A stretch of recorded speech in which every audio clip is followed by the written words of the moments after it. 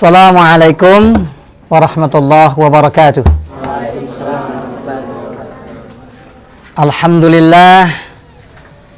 Alhamdulillahilladzi la yukhibu rajiyahu wa la yaruddu da'iyah.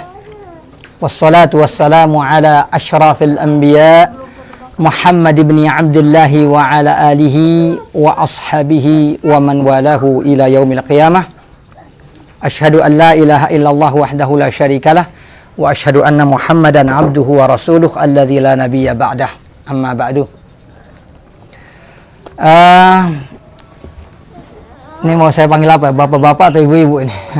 Muslimin muslimat aja lah ya. Ya, sahabat muslim dan muslimah. Sahabat muslim dan muslimah sekalian, hadirin hadirat, mustami'in dan mustami'at sekalian, termasuk para santri, para talabatul ilmi. Ada ungkapan yang sering diucapkan oleh Al-Imam Syafi'i ya, kepada para penuntut ilmu, marhaban bikum ya talabatal ilmi. Selamat datang wahai para penuntut ilmu ya. Karena orang yang menuntut ilmu itu orang yang mulai masuk ke wilayah fisabilillah. Jadi bukan sebuah pekerjaan yang remeh ya. Ya, antum semua akan mulai memasuki dunia fisabilillah, mulai mengemban amanah untuk mempelajari ilmu dan mengajarkan ilmu.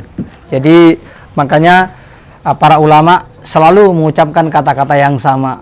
Jadi kalau zaman dulu itu yang disambut bukan para ulama, tapi malah para thalabatul ilmi, para penuntut ilmu. Para ulama itu sudah minggir mereka. Ya, mereka sudah mulai belajar tawadhu lebih dalam. Mereka berkonsentrasi ngajar, tapi yang perlu disambut itu adalah para thalabatul ilmi, para penuntut ilmu. Kalau mereka lah yang akan menjadi pemegang estafet di kemudian hari di dalam dunia ilmu yang sangat luar biasa penuh berkah ini. Nah, hadirin hadirat, sahabat muslim dan muslimah sekalian yang dimuliakan oleh Allah Subhanahu wa taala. Mengingat ini kita mulai mau memasuki 10 hari terakhir ya. Kita lihat bulan Ramadan. Ini mau pada iktikaf nih. Masya Allah ya. Marhaban bikum, mudah-mudahan dimudahkan oleh Allah Subhanahu wa taala. Maka pada kesempatan kali ini ada satu hal yang mau saya sampaikan ya. Innamadz dzikra tanfa'ul mu'minin. Saya yakin setiap peringatan itu akan berguna bagi orang-orang yang beriman. Jadi ada sebuah kaidah. Ini kaidah ini kalau mau dibahas menjelimet kata orang Jawa. Kalau menjelimet apa? Ada yang orang Jawa enggak? Menjelimet itu apa ya? Mau dibahas itu secara mendetail dalam bisa, mau dibahas secara sederhana juga bisa, mau dipakai dalam dunia bisnis bisa, mau dipakai dalam hidup sosial bisa, mau dipakai dalam hidup menuntut ilmu bisa, dalam rumah tangga antara suami istri juga bisa. Jadi ini kaidah yang sangat luar biasa dan bunyinya itu ringan ya. Kaidahnya itu adalah kama tadinu tudan. Sebagaimana kalian berbuat, begitulah kalian akan diperlakukan. Ya, atau dalam bahasa yang lain, al jaza'u min jinsil amali. Segala hasil, segala pahala itu akan diberikan sesuai dengan amal perbuatan. Jadi ini bukan kaidah agama semata-mata. Karena kaidah ini dipakai dari zaman dulu sebelum adanya Islam yang diturunkan kepada Nabi Muhammad SAW. Ya, tapi kemudian para ulama mengatakan akhirnya kaidah ini disambut oleh Islam dan kemudian di dalam dunia Islam, di dalam dunia perilmuan Islam ini menjadi qaidatun azimatun muttaridah, sebuah kaidah yang sangat besar yang bisa digunakan ya fi jami'il ahwali ya, dalam segala sesuatu wal a'mal, dan dalam segala perbuatan. Jadi ini sebuah kaidah yang sangat agung sekali ya. Al jaza'u min jinsil amal, ya, bahwa kita akan diperlakukan sebagaimana kita memperlakukan. Wa hadza fima bainan nas wa bainallah. Ini bisa terjadi antara kita sama Allah, ya. Bagaimana kita berbuat terhadap Allah, Allah akan memperbuat itu pada diri kita. Wa fima bainan nas ba'duhum ma ba'din, bisa berlaku antara sesama manusia. Bal fima baina al makhluqat, bahkan di antara sesama makhluk. Jadi binatang aja bisa pakai kaidah ini. Ya. Jadi binatang bisa pakai kaidah ini, manusia bisa pakai, antara kita dengan Allah juga demikian. Makanya ya, kita sebut ini kaidah yang sangat luar biasa, kaidah kolosal yang bisa dipakai untuk segala sesuatu, ya. Jadi antum di sini yang belajar di dunia ilmu, ya, yang bergerak di wilayah fisabilillah dengan bidangnya masing-masing. Kullu ya'malu ala syakilati. Setiap kita itu bekerja sesuai dengan kapasitasnya. Ya, jadi nggak ada yang lebih daripada yang lain. Ya, tukang sapu masjid aja bisa lebih berpahala daripada imam masjid. Bergantung bagaimana kerjanya, bagaimana ikhlasnya itu di dalam Islam. Wa allaisallah bidzallamin lil 'abid, karena Allah tidak pernah menzalimi hambanya. Ya, jadi setiap kita bekerja sesuai dengan kapasitasnya. Nggak ada di antara kita yang rendah dengan segala pekerjaannya. Semua di mata Allah itu besar. Tahsabunahu hayyinan wa huwa 'indallahi 'azim. Dalam Al-Qur'an begitu ya. Kamu menganggap perkara ini kecil, ini remeh, tapi di sisi Allah itu sangat besar. Nah, sekarang kita karena sudah 10 hari ya, kita akan menjelang akhir Ramadan. Kaidah ini mau kita kembali bahas secara ringan saja. Ya. Kita bahas secara ringan, nanti kita jadikan buat pelajaran masing-masing kita dengan PR masing-masing. Masing-masing kita dengan PR masing-masing, ya. Karena PR kita semuanya nggak sama, ya. PR guru sendiri, ya. PR anak yang masih di bawah umur sendiri, ya. Yang udah berumah tangga sendiri, yang udah kuliah sendiri. Semua kita punya PR masing-masing, ya, punya pekerjaan masing-masing. Semuanya bekerja sesuai dengan pekerjaannya. Nah, antara Allah dengan kita, kaidah ini berlaku. Ya, sebagaimana Allah memberlakukan kaidah ini antara Allah kaum mukminin dengan orang-orang munafik. Ya. Wa idza laqul ladzina amanu qalu amanna. Orang munafik itu kan kalau berjumpa dengan orang-orang yang beriman, mereka bilang gimana? Amanna, kami beriman.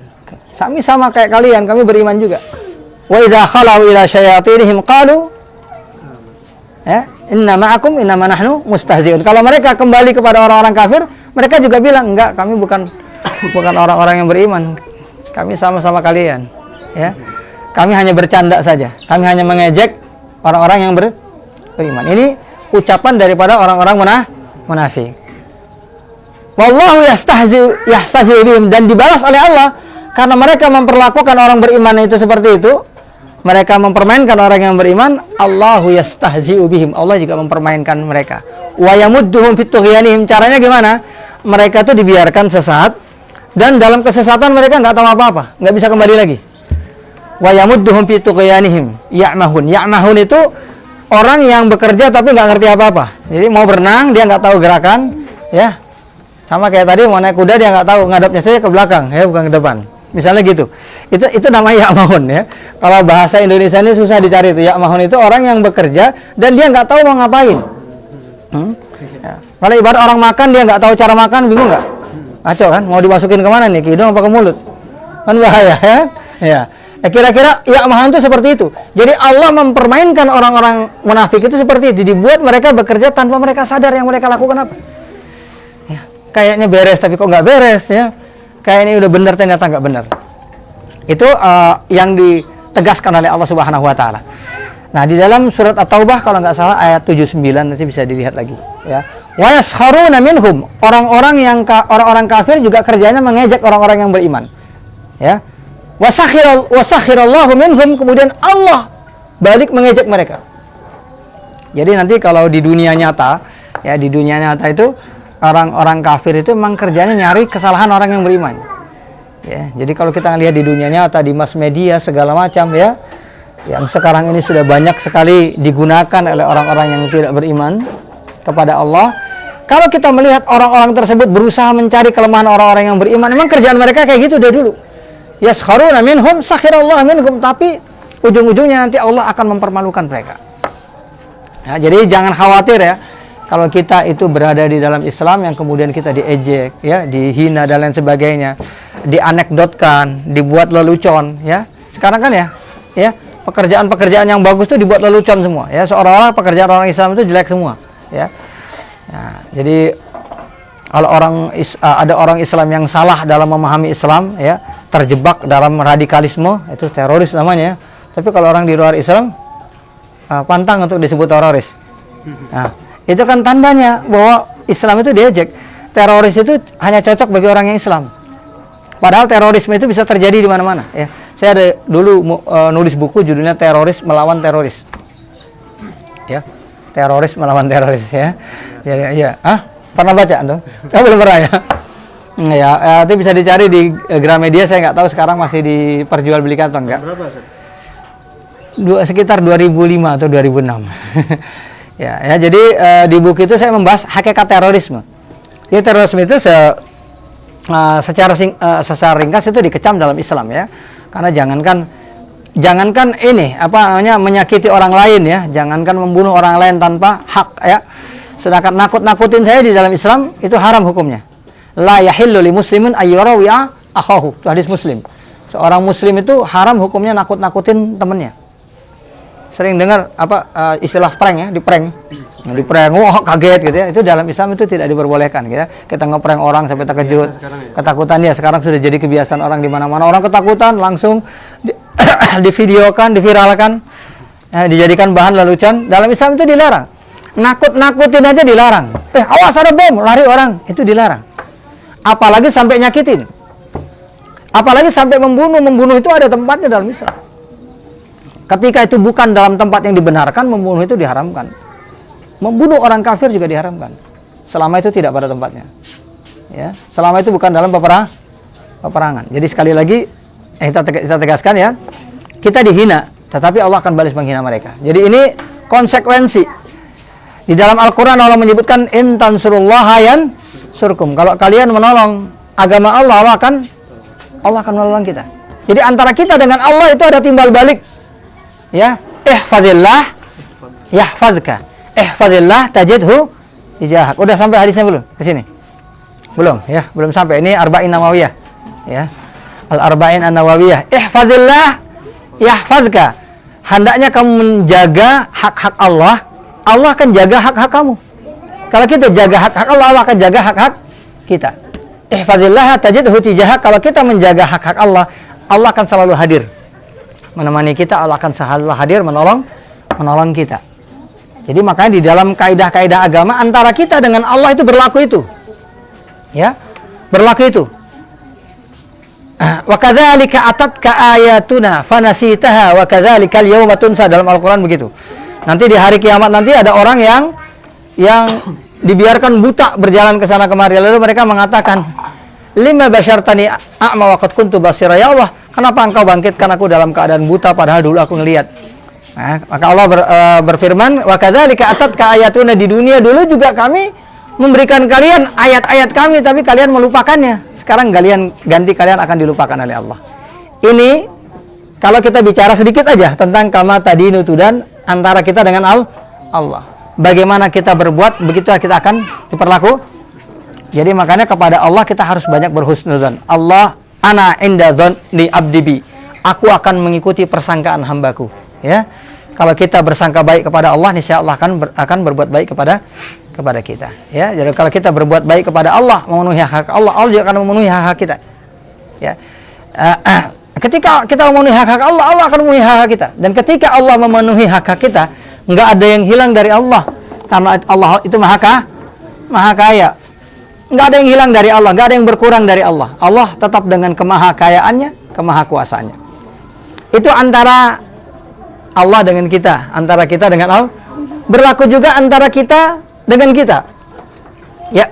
Jadi dalam hadis yang diriwayatkan oleh Imam Abu Dawud, disebutkan oleh Syekh Al-Albani dalam Sahih Abu Dawud, di mana Allah berfirman, Rasulullah SAW bersabda, Ar-Rahimun yarhamuhumur Rahman. Sesungguhnya orang-orang yang pengasih akan dikasihi oleh Allah. Irhamu man fil ardi yarhamkum man fis sama. Kita berada di wilayah batasan-batasan akhir mau menuju akhir Ramadan sekarang ini. Ya, saya sudah sering berbicara. Tadi pagi juga saya membahas tentang antara sorga, antara puasa dengan masuk sorga, gitu loh. Ya, itu dibahas tadi pagi. Ada kajian online jam 9 pagi. Itu judul pembahasannya adalah antara puasa dengan masuk sorga. Kan selama ini kita berpikir bagaimana kita masuk surga di dalam bulan Ramadan. Karena di dalam bulan Ramadan itu ada malam Lailatul Qadar, ada man shoma Ramadan, man qoma Ramadan, begitu ya. Dibukakannya pintu surga, ditutupnya pintu neraka, macam-macam. Tetapi orang kadang-kadang lupa berpikir. Ini bulan rahmat. Ini bulan ampunan. Ya, ini bulan rahmat. Kita mau dapat rahmat Allah. Tapi kita hanya mengandalkan ibadah. Sholat dibanyakin, baca Quran dibanyakin, segala macam. Kita nggak akan sampai ke sana. Seluruh ibadah ini adalah jalan, itu benar. Para ulama banyak melakukan ibadah di bulan Ramadan, itu benar. Tapi saya sering menegaskan bahwa puasa Ramadan ini adalah al-ibadatu bitarki. Ibadah yang dilakukan dengan meninggalkan. Jadi kita puasa ini kan nggak melakukan apa-apa kan? Nggak seperti kita sholat, angkat tangan, takbir. Ya, di dalam bulan Ramadan kita puasa, itu beribadahnya dengan nggak melakukan, bukan dengan melakukan. Nggak makan, ya kan? Nggak minum kan gitu ya? Nah, itu ibadah di bulan Ramadan, termasuk diantaranya menjaga kata-kata, ya, nggak mencaci maki orang, nggak bergibah, nggak berdusta. Itu ibadahnya bulan Ramadan. Jadi ibadah Ramadan itu utamanya itu dengan meninggalkan. Maka ibadah dengan perbuatan itu tambahan. Baca Quran itu tambahan, ya, baca Quran ya, selain sholat wajib tentunya. Sholat taraweh itu tambahan. Hukumnya saja sunnah. Ya, hukumnya sunnah, bukan wajib. Nggak ada yang mengatakan baca Quran di bulan Ramadan itu wajib. Ada yang mengatakan wajib? Nggak ada. Nah, ibadah yang utama itu adalah dengan meninggalkan. Jadi kalau kita melakukan ibadah ini sebanyak-banyaknya, nggak meninggalkan yang dilarang oleh Allah, nggak ada gunanya. Orang kita nggak jaga mulut saja, puasa kita nggak diterima di sisi Allah. Kalau puasa udah nggak diterima di sisi Allah, buat apa lagi sholat taraweh? Buat apa lagi baca Quran? Nah, maka yang paling utama jangan ditinggalkan. Baca Qurannya silakan, sholat malamnya silakan, tapi yang utamanya jangan ditinggalkan. Ya, yang utamanya itu adalah menjaga puasa kita agar jangan sampai nggak diterima Allah. Itu kita yang kadang-kadang kita lupa. Nah, untuk dapat rahmat Allah, di dalam hadis ini dikatakan, kalau kita mau dapat rahmat Allah, caranya gimana? Kita mengasihi sesama manusia, sesama makhluk. Banyak-banyak berbuat baik, banyak-banyak memberi. Yang punya ilmu ngasih ilmunya, ya. Yang punya harta infak dengan harta, yang bisa nasihat dengan nasihat, ya. Yang bisa punya tenaga aja pakai tenaga, ya. Jadi semua kita bisa bekerja sesuai dengan kapasitasnya. Berikanlah segala sesuatu di bulan Ramadan sebanyak mungkin kepada sebanyak orang. Karena Nabi itu di bulan Ramadan itu sifat baiknya berlipat-lipat, betul kan? Iya. Kalau beliau di luar bulan Ramadan itu pengasih, di dalam bulan Ramadan itu lebih pengasih lagi. Beliau nggak bisa ngelihat ada orang yang bisa dikasih langsung dikasih. Ya, setiap diminta langsung diberikan oleh Nabi, itu di bulan Ramadan. Ya, yang dikatakan ajwadu bil khairi minar rihal mursalah. Kebaikan beliau itu lebih cepat jalannya daripada angin. Itu di bulan Ramadan. Kenapa? Banyak orang berpikir mau dapat rahmat di bulan Ramadan hanya dengan memperbanyak ibadah. Padahal orang yang dapat rahmat dari Allah itu yang memberikan rahmat kepada sesama. Betul apa enggak? Ya, semakin banyak kita beri rahmat kepada sesama, semakin Allah memberi rahmat kepada kita. Irhamu man fil ardi yarhamkum man fis sama. Kemudian dalam banyak hadis disebutkan, ya.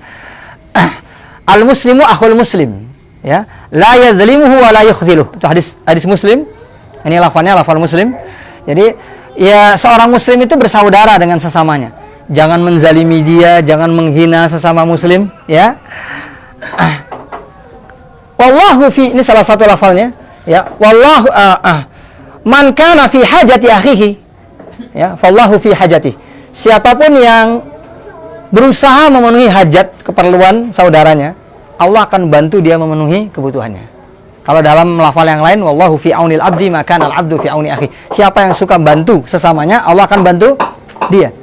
Man farraja an mu'minin kurbatan, dalam riwayat kurbatan min qurabid dunya farraja Allahu anhu kurbatan min qurabi yaumil qiyamah. Siapapun yang menyelesaikan kesulitan seorang mukmin di dunia, yang kesulitan kita bantu, maka Allah akan membantu dia untuk memenuhi kebutuhannya, untuk menyelesaikan urusan di akhirat. Mungkin yang tadinya dia mau dimasukkan ke neraka diangkat, nggak jadi masuk neraka. Mungkin yang tadinya dia disiksa lama, sebentar sudah diangkat dari neraka. Mungkin yang tadinya timbangan kebaikannya kurang nih, kalah sama timbangan keburukan, ditambahkan oleh Allah sehingga timbangan kebaikannya menjadi lebih banyak. Ini kalau seandainya semakin banyak kita menolong orang di dunia ini, maka Allah akan memberikan pertolongan kita di hari akhir nanti. Jadi artinya supaya kita mendapatkan kebaikan dari manusia, maka kita juga harus berbuat baik kepada sesama manusia. Dan termasuk kalau kita mau mendapatkan pengampunan dari Allah, gimana caranya? Kita juga harus banyak mengampuni dan memaafkan sesama manusia. Dan memaafkan sesama manusia nggak gampang. Saya ngomong begini gampang, ngamalkan itu bukan gampang. Ya, setiap kita pasti punya kesulitan. Ya, jangankan orang yang kita benci, orang yang kita sayang saja berbuat jelek kepada kita, kadang-kadang kita susah maafkan, betul nggak? Ya, betul ya. Iya. Betul apa enggak? Enggak, saya nggak nuduh ya. Bilang betul kan nggak nuduh ya. Memang kenyataan, betul ya. Orang yang kita kasihin saja berbuat jelek sama kita, kita sulit maafkan. Apalagi orang yang kita benci berbuat. Dan Abu Bakar As-Siddiq pernah ngalamin itu. Ya, ingat kan kisah haditsul ifk ketika Aisyah dituduh ya berzina sampai akhirnya turun pembebasan dari Allah. Ya, Rasulullah saja sampai ragu-ragu ini. Ya, Aisyah ini benar atau enggak? Sampai datang pembenaran dari Allah. Rasulullah sendiri, saking hebatnya fitnah. Sehingga sebagian sahabat ikut menyebarkan kabar salah itu, hoax tadi ya. Ya, termasuk Mistah ini. Yang Mistah ini adalah orang miskin yang selalu dikasih uang sama Abu Bakar. Begitu ayat ini turun, Abu Bakar mengatakan, aku nggak akan nolong kamu lagi. Kamu udah memfitnah anakku nih Aisyah. Anaknya Abu Bakar. Istrinya Nabi. Ummahatul Mukminin. Ibunya orang-orang yang beri. Wah, ini dosanya udah nggak kepalang tanggung nih, ya. Abu Bakar langsung mengatakan, aku nggak akan maafkannya. Tapi Allah Subhanahu wa taala berfirman di dalam Al-Qur'an, wala ya'tali ulul fadli minkum was-sa'ati. Ya. Hendaknya orang-orang yang memiliki kemampuan di antara kalian ayyutu ulul qurba wal masakin wal muhajirin fi sabilillah. Siapapun di antara kita yang punya harta lebih, hendaknya membantu orang-orang yang kurang, termasuk orang-orang yang fi sabilillah. Ya. Termasuk orang-orang fisabilillah. Falyafu wal yasfahu. Nasihat Allah gimana? Hendaknya mereka memaafkan, hendaknya mereka mengampuni. Ala yuhibbuna ayyaghfirallahu lahu. Apakah mereka enggak mau Allah mengampuni mereka? Ya, karena dengan banyak memaafkan, kita akan diberikan ampunan oleh Allah. Banyak enggak di antara kita yang mengharapkan ampunan di bulan Ramadan? Ya, ini kan bulan apa namanya? Bulan maghfirah. Jadi kalau kita mau dapat ampunan, ya banyak-banyak maafin orang lain. Susah nggak? Susah, ya. Memang jalan menuju surga itu nggak ada yang gampang, susah, ya. Tetapi dengan kita memberikan maaf kepada sesama manusia, maka Allah akan memberikan maaf itu kepada kita. Ya, kama tujaza, karena bagaimana kita memperlakukan, kita akan diperlakukan oleh Allah. Allah akan nyatat nih di dunia ini udah 100 orang yang dimaafin dia, ya. 100 kesalahan dia akan dimaafkan oleh Allah. Hebat nggak? Ya. Ketika dia memaafkan 1000 orang, ya, 1000 kali dia memaafkan dalam hidup, 1000 kali Allah akan memaafkan kesalahan yang dia belum minta ampun, ya. Jadi kesalahan yang dimaafkan oleh Allah, diampuni Allah itu yang belum terhapus oleh amal perbuatan, yang dia belum sempat tobat segala macam, itu yang akan diampuni oleh Allah. Melalui apa? Melalui maaf kita kepada saudara. Ya, jadi ada kisah nih bagian akhir. Ya masih lama rupanya, ya masih ada 9 menit lagi, ya. Salah ngelihat, saya kira tadi 50, rupanya 40. Ini salah ya. Iya, ini salah, jadi harus dimaafkan ya. Iya. Harus dimaafkan ya. Supaya dapat maghfirah dari Allah ya. Ya, jadi ada kisah ya dalam Sunan Abu Daud, dan hadis ini dinyatakan sahih oleh Syekh Al-Albani. Kisah ini luar biasa ya. Ya, kisah yang sering disampaikan oleh para ulama. Kita juga mungkin banyak dengar tentang kisah ini. Jadi ada orang di hari kiamat nanti itu ya. Di hari kiamat itu dia dibangkitkan oleh Allah, diperlihatkan sorga. Wah, surga indah banget. Dia udah senang. Tapi begitu dibuka pintu surga, diperlihatkan sesuatu yang tidak pernah dibayangkan. Ada istana yang dibuat dari berbagai macam keindahan. Ya. Lalu orang ini bertanya, ini surga ini kok lain ya? Lain sendiri nih. Kenapa begitu indah? Beda dengan surga Kaplingan sana. Kalau Kaplingan sana, wah, jelek itu. Nah, mutu bangunannya jelek ya. Ya, ini luar biasa ini. Ini bahan bangunan segala macam ini kayaknya pilihan semua ini. Ini punya siapa? Liman hadza? Dia bertanya begitu. Ini punya siapa? Ini akan diberikan oleh Allah liman afa akhahu, bagi orang yang memaafkan saudaranya. Ternyata dia ingat di dunia ini ada temannya yang utang sama dia, belum dibayar. Kalau utang belum dibayar, di akhirat gimana? Harus dibayar. Ya, jadi dia dikasih pilihan. Kalau kamu maafkan dia, jatah kamu di sorga akan ditambah.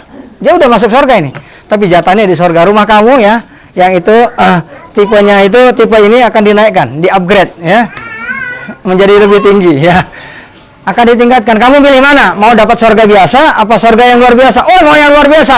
Kalau gitu kamu maafkan saudara kamu, dimaafkan saudara yang berhutang tadi. Setelah dimaafkan, Allah suruh dia menggandeng saudaranya tadi, dan mereka berdua sama-sama masuk surga. Hebat nggak? Luar biasa atau enggak? Digandeng saudaranya ini masuk surga sama-sama. Ikhwas fillah yang dimuliakan oleh Allah Subhanahu wa taala, ini salah satu di antaranya. Ini salah satu di antara aplikasi apa tadi kaidahnya? Kama, coba dihafal sama-sama ya. Kama tadinu tudanu. Coba. Tadinu tudanu. Ya, gampang ya. Kama tadinu, bagaimana kamu berbuat, begitu kamu akan diperlaku. Oh, ini kepada siapa aja loh, ya. Jadi kalau kita berlaku baik sampai kepada binatang ini kita berlaku baik kepada binatang. Kan ada wanita yang, ya, wanita pelacur yang masuk surga gara-gara dia ngasih apa? Minum seekor anjing, ya. Itu juga bagian dari kama tadinu tudah. Kita berbuat baik kepada binatang saja itu ada hitungannya loh di sisi Allah, ya. Jadi setiap kita berbuat baik itu akan ada hitungannya di sisi Allah, tidak akan disia-siakan. Kama tadinu tudanu. Nih kalau jadi murid bandel sama gurunya, nanti kamu kalau punya apa, kalau jadi guru nanti jangan heran kalau muridnya juga pada bandel. Loh benar, itu bisa diberikan Allah. Kama tadinu tudanu. Ketika kita itu memperlakukan yang salah terhadap seseorang, maka suatu saat Allah akan menghadirkan orang-orang yang memperlakukan salah lagi sama kita, ya. Jadi kadang-kadang kita sendiri bisa melihat sebagian di antara kejelekan kita pada anak-anak kita, kadang-kadang gitu ya. Ini anak ini mirip saya waktu saya dulu kecil dulu ya. Dulu saya sama orang tua saya gini, anak saya gini sama saya, ya. Ini jangan ketawa ya, ketawa ya. Ya. Tapi itu realitas, betul ya. Jadi bagaimana perbuatan nggak beres anak kita kepada kita, kadang-kadang bagian dari perbuatan kita kepada orang tua kita. Itu diantaranya begitu. Sama tetangga juga gitu. Ya, kita punya tetangga nggak beres sama tetangga gitu ya. Tiba-tiba kita bertetangga dengan orang, kita udah baik-baik, mana jelek-jelekin. Coba ingat-ingat ya, dulu pernah punya tetangga yang kita sakitin nggak? Ya, jangan-jangan sering. Cuman balasannya belakangan. Ya, kalau bahasa ahlul hikmah itu, ya Allah bukan tidak tahu, tapi Allah membiarkan. Ya. Dalam arti kadang-kadang Allah Subhanahu wa taala nggak memberikan hukum spontan. Kama tadinu tudanu, kadang-kadang nggak dikasih spontan. Kita berbuat jelek sama orang nih, nggak saat itu dibalas. Kadang-kadang dibalasnya pas kita udah tua, ya. Kadang-kadang dibalasnya pas kita udah miskin, ya. Ada orang miskin yang nyari kerja susah segala macam. Rupanya dia pengusaha yang bangkrut. Pernah dengar ceritanya? Ini baru-baru ini lagi viral, ya. Ya, jadi orang yang kaya raya yang kemudian bangkrut, akhirnya semua orang yang ada di sekitarnya itu menjauhi dia, ya. Nyari kerja nggak terima segala macam. Lalu dia sering cerita dulu waktu dia kaya juga kayak gitu. Orang mau kerja sama dia disusah-susahin, ya, menunjukkan kalau dia kuasa. Ini perusahaan saya ini level tinggi nih, nggak sembarangan orang misalnya. Ya. Kamu bagus, kamu kerja kamu bagus, tapi tampang kamu nggak jual. Loh, orang ya kerja dilihat tampangnya, ya, tampang kamu nggak jual. Sok-sokan dia kayak gitu. Akhirnya begitu dia jatuh miskin, nyari kerja pun dia kesusahan. Ya, ini tanda bahwa Allah kadang-kadang membalasnya nggak spontan, tapi ditunda oleh Allah sampai beberapa saat. Jadi supaya kita jadi Pak Ibnul Qayyim itu mengatakan begini, laqad tadhahara syar'u wal qadaru. Ini sangat bagus sekali ucapannya. Laqad tadhahara syar'u wal qadaru annal jazaa'a min jinsil amal. Ya. Takdir Allah juga ajaran syariat, ya. Ajaran syariat itu sudah memberlakukan bahwasanya segala perbuatan itu akan diganjar oleh Allah sesuai dengan bentuknya. Maka al-jaza' min jinsil aman atau kama tadinu tudan, ini terjemahannya macam-macam ini. Kama tadinu tudan itu yang saya sebutkan yang salah satu terjemahannya, bisa artinya tujaza, ya, ala qadri amalika, ala hasabi amalika, kamu akan diberikan pahala sesuai dengan amal perbuatan kamu, bisa. Kama tujaza, bagaimana kamu merekayasa, kamu akan direkayasa, bisa, ya. Bagaimana kamu berbuat, kamu akan diperbuat juga bisa. Udah masuk. Hah? Daerah Bekasi udah masuk ya. Nah, sini dikit lagi ya. Udah, ini sebagai penutup saja ya. Jadi kama tadinu tudan, sekali lagi ya. Ini di pertemuan singkat ini kaidah ini kaidah yang sangat luar biasa. Nanti antum kalau belajar di mana-mana akan sering mendengar ya. Wah ya, yang kecil-kecil mungkin nanti suatu saat akan ingat, wah saya pertama kali dengar pembahasan ini dulu waktu lagi ngeriung ya. Ya. Di di daerah ini dan itu nanti antum akan ingat ya. Karena apa? Karena kaidah ini akan menjadi bagian dari hidup antum. Perhatikan ya, kaidah ini akan menjadi, catat ucapan saya ini kapan dan dimanapun suatu saat antum akan mengalami sesuatu, ingat ya, kama tadinu tudan ini bukan hanya ucapan yang diucapkan orang-orang tua dulu, tapi di dalam Islam itu juga ada ya. Dalam Islam itu dibenarkan dan dikatakan oleh Ibnu Qayyim, ini bagian daripada kaidah-kaidah yang sangat mulia di dalam Islam. Jadi oleh sebab itu, hafal ini baik-baik ya, catat baik-baik ya. Nah, suatu saat antum akan mendapatkan apa yang disebutkan dan dijelaskan di sini ya. Semua perbuatan-perbuatan baik antum akan berbekas, semua perbuatan jelek antum juga akan berbekas ya. Jangan antum anggap ketika antum mengisengin teman antum lagi tidur digangguin ya, ngor dikasih garam ya. Nah, saya pernah kayak gitu dan saya diperlakukan kayak gitu. Lah benar ya, ini saya jujur saja ya. Jadi waktu kecil tuh saya senang kalau lihat ada orang tidur, apalagi kalau udah dewasa gitu kan. Saya masih kecil waktu itu. Saya kasih garam ya. Gini ya. Waktu saya di pondok itu ada yang ngasih garam, bahkan saya nggak tahu siapa yang ngasih. Ya, orangnya udah keburu lari. Ya. Jadi masih mending orang itu tahu saya. Kalau saya malah nggak tahu siapa yang berlakukan kepada saya. Ya, jadi balasan itu lebih kejam dari yang pernah saya lakukan pada masa saya kecil dulu. Jadi itu saja ya, teman-teman sekalian. Mudah-mudahan bermanfaat. Wal afu minkum. Assalamualaikum warahmatullahi wabarakatuh.